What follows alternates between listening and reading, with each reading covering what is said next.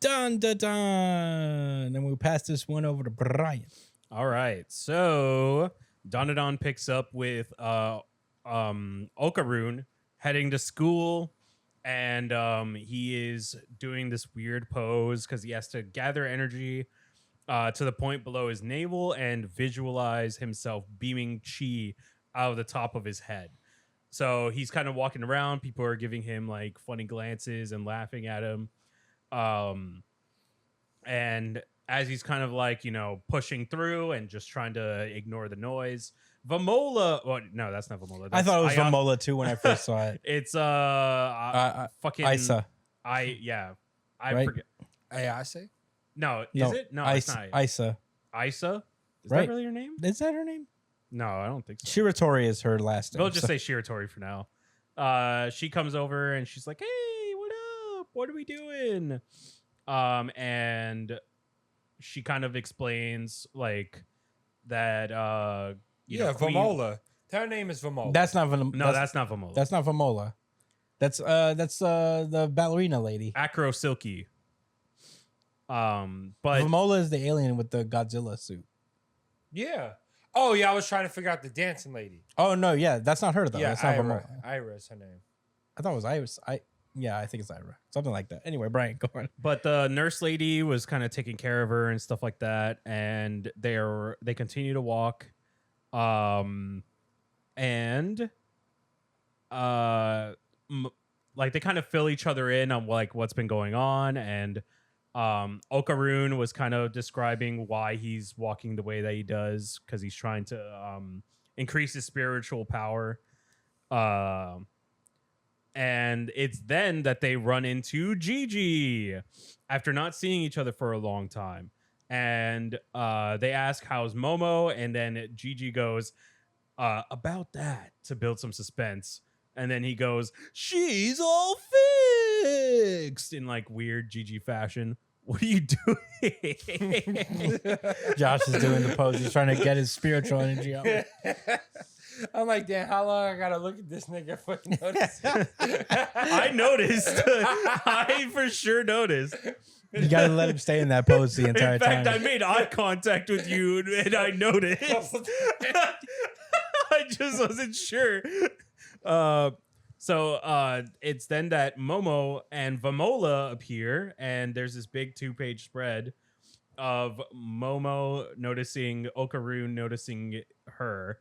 And they kind of look at each other, and everybody's like, "Oh my god, it's so good to see you guys. How are you?" And Takakura is like, "You too, Miss Ayase. I missed you." And she's kind of like, thanks, which confuses Okaroon. And Ira is like, "Hold on, where the fuck is your enthusiasm?" And Gigi tries to cut in to explain, but it's immediately cut off by Momo going, "Who the fuck are you?" Which shocks everyone. And then Gigi tries to cut in again, but it's already too late. These two are already going at each other. Even if Momo can't remember Ira, they are still going at it no matter what. And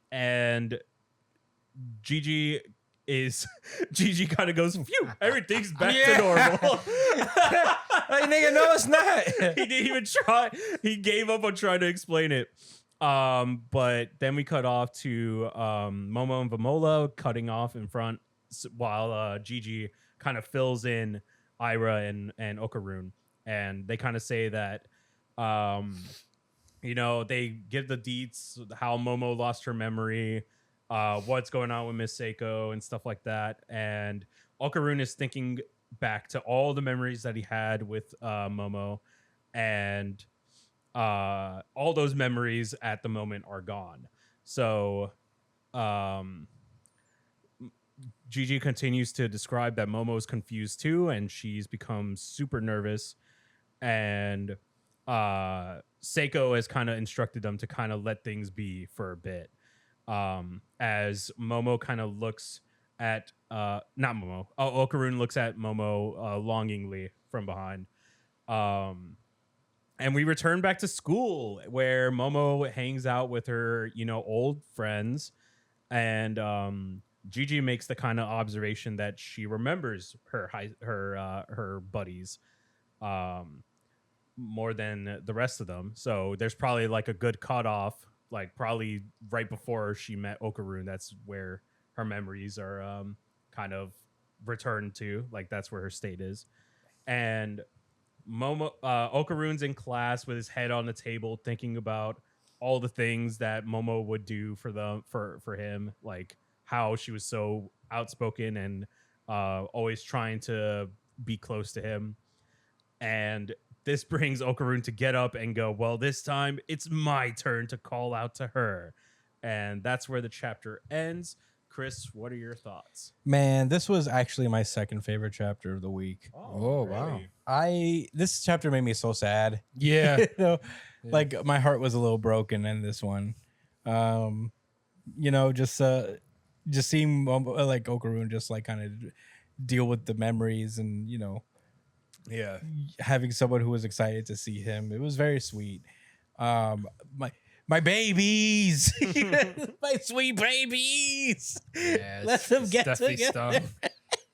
Yeah. I was literally kind of bummed out here. So close. Yeah, I know. He was like, he was going to confess. And that made me so sad to read. I do like this little moment when Ira and Momo still immediately have the same dynamic as soon as they meet. Yeah. It's very Sanji and Zoro, which I don't mind at all. But yeah, this really just like kind of hit me at my core. I was just very sad reading this. I'm very excited to see what Okaroon does because I don't know what you could do in this situation. So yeah, it just gave me the feels, and the GG faces made me laugh, especially this one where he's like, "Oh, back to normal." That one kind of got me a little bit. But yeah, I mean, I don't really have anything else to say but this one. This one just made me sad, and that's why it was effective. Yeah. Josh, what did you think? Same, bro. This was really sad, and specifically, this reminded me of a Teen Titans episode. As a matter of fact, I think it was the very last Titans With episode. Terra, right? Yes. These motherfuckers ain't finished the series. But yeah, and I remember feeling so melancholic. And I was young watching that shit, maybe 15 years old. And I didn't know. I think that was the first time I had to deal with like things being up in the air with a show, you know?